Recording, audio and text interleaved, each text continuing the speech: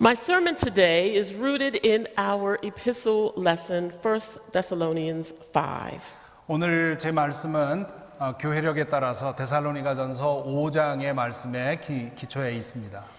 But in order to appreciate the message of this text, I think it is important for us to know what is so distinctive about Thessalonica that 이 말씀을 이해하기 위해서는 당시에 데살로니가가 어떤 곳이었는지 그곳에 어떤 상황이 있었는지를 아는 것이 필요할 것입니다. that Paul's letter to them makes it into this canon that we call the Bible. 이 편지가 나중에 성경이 되지 않았습니까? More importantly, what is going on in Thessalonica that is important and relevant for us this day, this Sunday before Thanksgiving? 특별히 이 데살로니가에 있었던 일들에 대한 말씀이 오늘 우리에게 특별히 이 추수감사일에 우리 모두에게 어떤 메시지를 전하고 있는지 그것을 생각하는 것은 매우 중요하다고 생각합니다. Geographically, Thessalonica was a part of the Roman Empire. 지리적으로 말하면 데살로니가는 이 로마 제국의 일부였습니다. It was not as big as the neighboring city of Athens, imagine New York City. 이 데살로니가라는 도시는 그 옆에 있던 아테네와는 보다는 좀 작은 오늘날로 치면 아테네는 뉴욕시티 같은 곳입니다. Nor was it as international a city like its other neighbor, Alexandria. Imagine Washington, D.C. 그렇다고 해서 또 다른 이웃 도시인 알렉산드리아 같은 오늘날로 치면 당시 알렉산드리아는 워싱턴 DC 같은 곳이었는데 그런 곳도 아니었습니다. But because of the Roman gateway to the eastern colonies that ran through Thessalonica, 이 데살로니가는 로마 제국에서 저 동쪽에 있는 식민지들을 향해서 가는 그런 통로였기 때문에 it was a hub for travelers and traders alike. Imagine Miami. 그래서 그 통로였기 때문에 당시에 여행자들이나 상인들이 많이 모이는 곳이었습니다. 오늘날로 치면 마이애미 같은 곳이라고 할 수 있죠. A city full of travelers and traders also meant a city full of distinct cultures and customs, cults and clubs of all types. 여행자와 상인들이 많았다는 말은 그 도시 안에 여러 가지의 문화와 관습과 또 다양한 종교와 단체들이 있었다는 뜻이지요. In Thessalonica, Paul is addressing the Gentile Christians, not Jewish Christians. 이 데살로니가 전서에서 바울은 유대인들이 아니라 이방인들에게 말하고 있습니다. These Gentile Christians have not grown up with the Jewish laws and customs. 이 이방인 신자들은 유대인의 관습과 유대인들의 율법을 배우면서 자란 사람들이 아니지요. They were coming to Christ much the same way many people today are coming to Christ, with no church background or affiliation. 그 이방인들이 예수를 믿게 된 그 경위를 생각하면 오늘 우리식으로 따지면 교회에 대한 아무런 그런 경험 없이 교회에 대한 지식 없이 어느 날 예수의 복음을 듣고 믿게 된 거랑 비슷하다고 볼 수 있습니다. But the challenge these Thessalonian Gentile Christians, these new Christians are having 그런데 이 데살로니가의 이방인 신자들, 이 새로운 신자들이 가지고 있었던 도전들이 있었어요. is that they live in a culture, a context, a city that creates space for everyone to be a part of whatever they want to. 사람들이 다 제각기 자기가 원하는 대로 자기가 원하는 방식대로 살고 싶어하는 그런 나라의 그런 문화 속에 살아가야 했기 때문에 도전이 있었던 거죠.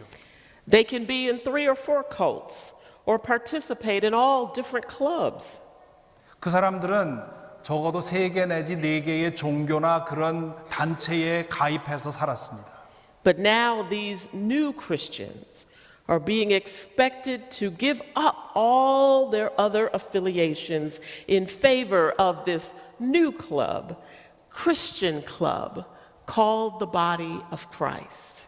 이 사람들이 예수를 믿게 되면서 그동안 소속했고 그동안 믿어왔던 모든 것을 버리고 그 기독교 그 클럽이라고 하는 여기에만 올인해야 됐었습니다.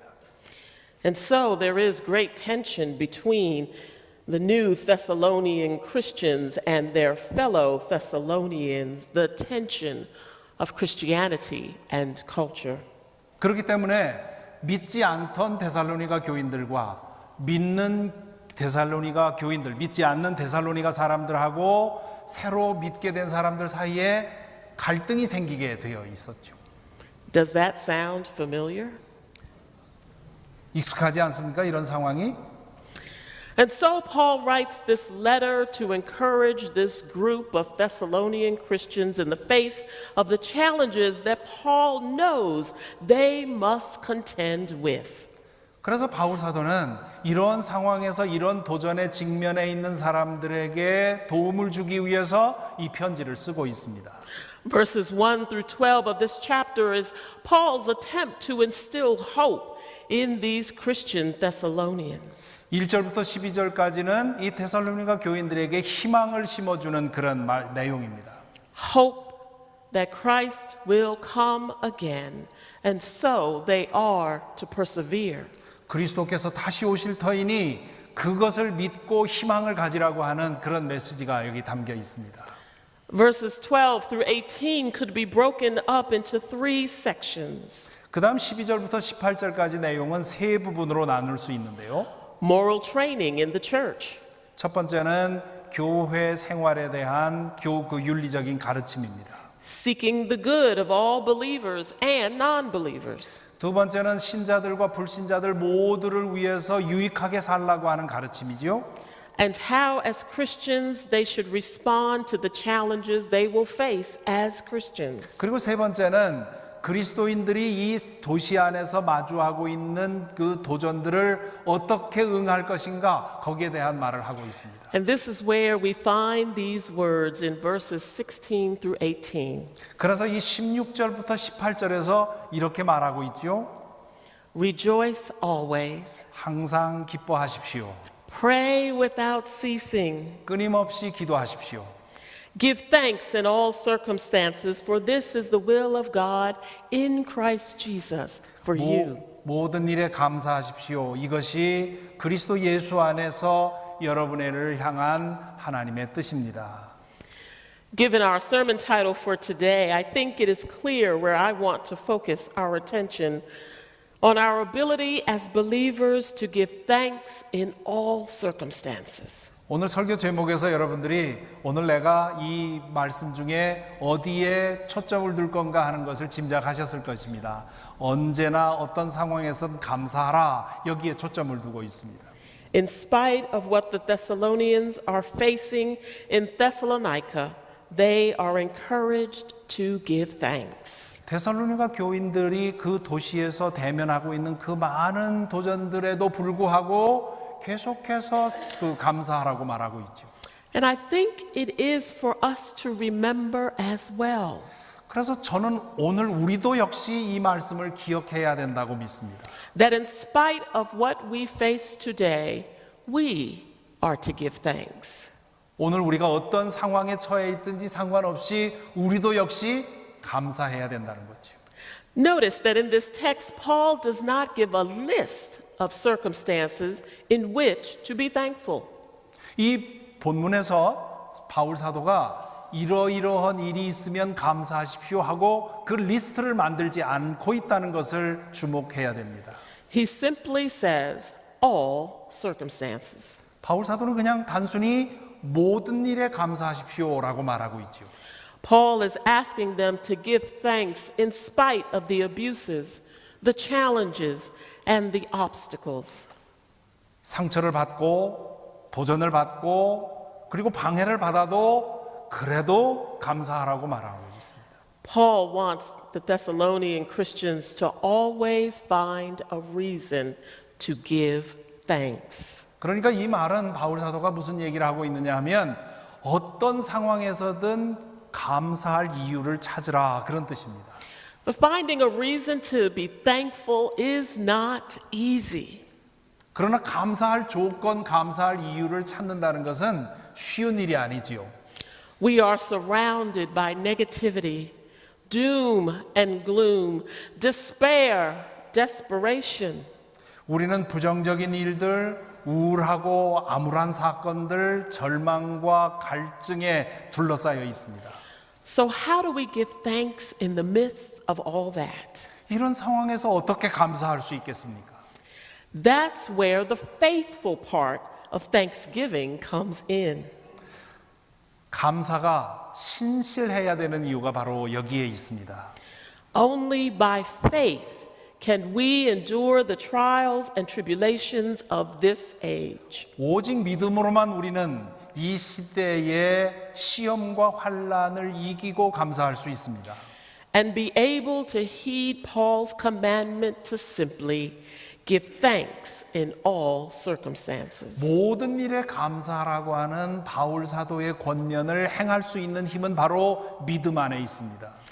Although Paul did not make a distinction in terms of what circumstances we ought to give thanks, 바울 사도가 감사해야 할 조건들을 명시하고 있지는 않지만 he does help us to have the faith to give thanks. 감사할 수 있는 방법, 감사할 수 있는 비결에 대해서는 얘기하고 있습니다. Verse 18 says, "Give thanks in all circumstances, for this is the will of God in Christ Jesus for you."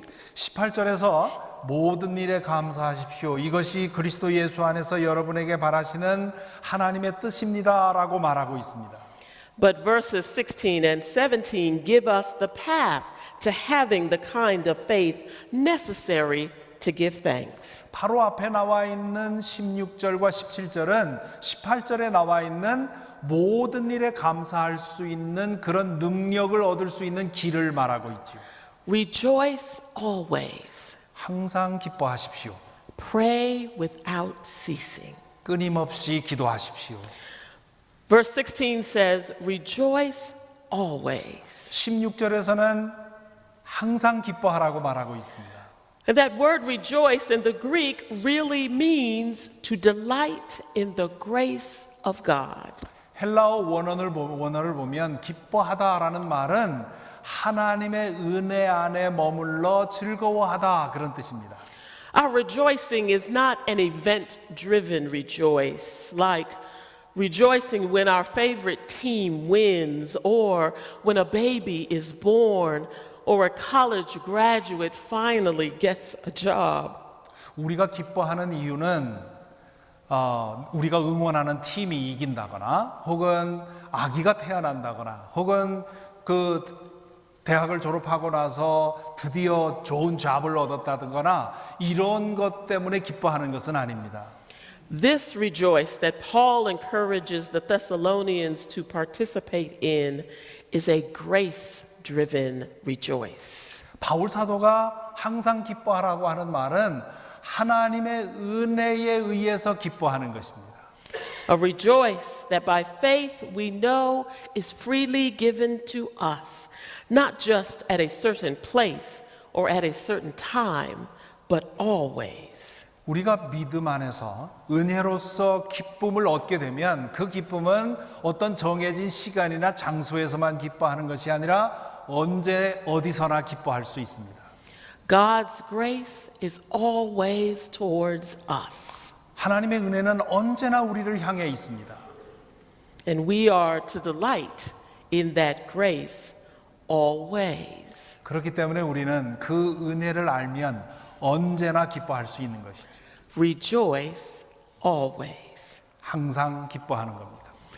Secondly, Paul encourages the Thessalonians to pray without ceasing. 두 번째로 바울 사도는 데살로니가 교인들에게 끊임없이 기도하라 말하고 있죠. Or, as the Greek more literally states it, to pray with nothing left between. 헬라어를 직역하면 중간 사이에 뭘 그 틈을 주지 말고 기도하라 그런 뜻입니다. If we understand prayer to be our conversation with God in Jesus Christ, 만일에 기도가 예수 그리스도 안에서 하나님과 계속 그 대화를 나누는 것이라고 한다면 and we understand not only the grace, but the love, guidance, protection, wisdom, peace, and forgiveness we receive. 그리고 은혜만이 아니라 우리가 받은 사랑, 인도, 보호, 지혜, 평강 그리고 용서 이런 것들 그 은혜들을 모두 생각한다면 Why would you not want to be in constant conversation with God?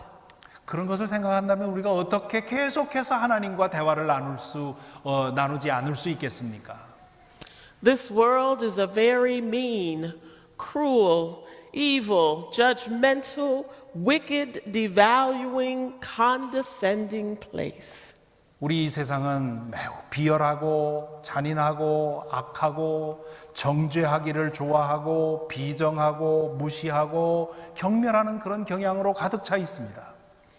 And at one time or another, all of us have been victimized by this world.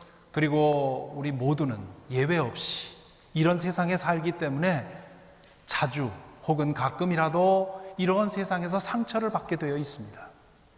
Then why wouldn't you want to instead spend all your time and energy to pray without ceasing? 이런 세상에 살고 있다면 우리가 어떻게 쉬지 않고 기도하며 살 수 있다고 생각할 수 있겠습니까? The constant practice of rejoicing always and praying without ceasing will certainly keep our faith strong and secure. 항상 기뻐하고 끊임없이 기도한다면 우리는 우리의 믿음을 강하고 든든하게 할 수 있을 것입니다. So we can, in faith, be thankful in all circumstances. 그렇게 될 때 우리는 어떤 상황에서든 감사할 수 있는 능력을 얻게 되는 것이죠. There is no way we can rejoice and pray and not have the strength to overcome the obstacles in our lives with thanksgiving. 항상 기뻐하고 기도하면 인생길에서 만나게 되는 여러 가지 장애물들을 감사로서 감사의 능력으로 극복할 수 있는 능력이 생기지 않을 도리가 없습니다. You see, the beauty of rejoicing and praying is that it focus shifts from us to Christ. 기뻐하고 늘 기도하는 것의 가장 큰 장점은 어디 있느냐 하면 우리의 초점을 우리 자신에게서 그리스도에게로 돌리는 겁니다. Our focus shifts from challenges to Christ. 우리를 대면하고 있는 도전들에 붙들려 있다가 하나님에게 그리스도에게로 초점이 돌아가는 것이죠. From complaining to Christ. 불평하다가 불평으로부터 그리스도에게로, From confusion to Christ. 혼란으로부터 그리스도에게로, From chaos to Christ. 무질서로부터 그리스도에게로 초점이 옮겨지는 거죠. How can we possibly shift our focus to Christ and not be thankful? 우리의 초점이 그리스도에게로 옮겨지고 나서도 감사할 수 없다면 뭔가 잘못된 것이죠. Christ, that babe born in a manger, Messiah. 그리스도 구유에 나신 그 아기 메시아. Christ, hung on a cross for our sins, Savior. 그리스도 우리를 위해서 십자가에 달리신 우리의 구세주. Christ, our constant guide and very present help in the time of trouble, Redeemer. 그리스도 우리가 어려움 당할 때 언제나 우리와 함께 계셔서 우리를 인도하시고 이끌어 주시는 우리의 구원자. By whatever name you choose to call him, 어떤 이름으로 여러분이 그분을 부르든지 간에 how can you ever focus on him and not be thankful? 그분에게 초점을 맞추고서 어떻게 감사하지 않을 수 있겠습니까? For us as Christians, the idea of thanksgiving is not and should not be relegated to a day or a season. 우리 그리스도인들에게 있어서 감사는 어느 하루 혹은 어느 한 기간에만 하는 것이 되어서는 안 될 것입니다. You know, I found myself getting very irritated with the retail stores a week or so ago as I was trying to find Thanksgiving napkins. 얼마 전에 가게에 가서 이 감사절 냅킨을 찾기 위해서 돌아다니다가 아주 마음이 상한 일이 있습니다. And everywhere I went to look for napkins, all that I thought the Thanksgiving stuff should be, there was only Christmas stuff. 스토어를 다 뒤졌는데도 이 감사절에 관한 물품은 없고 모두 다 성탄절에 관한 물품밖에 없었습니다. I even remarked to someone that this world has become so chaotic that people don't even want to be thankful anymore. 저는 그래서 그 옆에 있는 사람에게 그런 얘기를 했습니다. 이 세상이 너무 지금 혼란스러워져 가지고 도무지 감사할 줄을 모르는 세상이 되어버렸다. 그렇게 얘기를 했습니다. And in that moment, the Holy Spirit asked me, since when do you need a day on a calendar to be thankful? 그때 성령께서 저에게 말씀하시는 것 같았습니다. 너는 언제부터 감사할 날과 감사할 달이 필요했냐? This Thanksgiving season, however we celebrate it, should for us as Christians be our annual reminder what our role is, even in a world that is a little chaotic. 이 감사절은 혼란스러워진 이 세상에서 우리 그리스도인들의 역할이 무엇인지를 기억하게 만드는 그런 날이 되기를 바랍니다. Like those Thessalonian Christians, we should be willing to be challenged and even persecuted by those who would not understand these words of Paul. 바울 사도가 이 데살로니가 교인들에게 한 것처럼 오늘 우리도 이 하나님의 말씀을 이해하지 못하는 사람들에 의해서 도전받고 때로는 박해받을 각오까지 해야 합니다. So we today need to hear again these words as our gentle reminder. 그래서 오늘 이것을 기억하게 하는 말씀으로서 오늘 이 말씀을 우리 마음속에 기억해야 될 것입니다. Rejoice always. 항상 기뻐하십시오. Pray without ceasing. 쉬지 말고 기도하십시오. Give thanks in all circumstances, for this is the will of God in Christ Jesus for you. 모든 일에 감사하십시오. 이것이 그리스도 예수 안에서 여러분에게 바라시는 하나님의 뜻입니다. And I say to you, as Paul closed this letter, the grace of our Lord Jesus Christ be with you. Amen. 바울 사도가 그의 편지를 끝낸 방식으로 저도 마지막 인사를 드립니다. 우리 주 예수 그리스도의 은혜가 여러분에게 함께하기를 간절히 기원합니다. 아멘.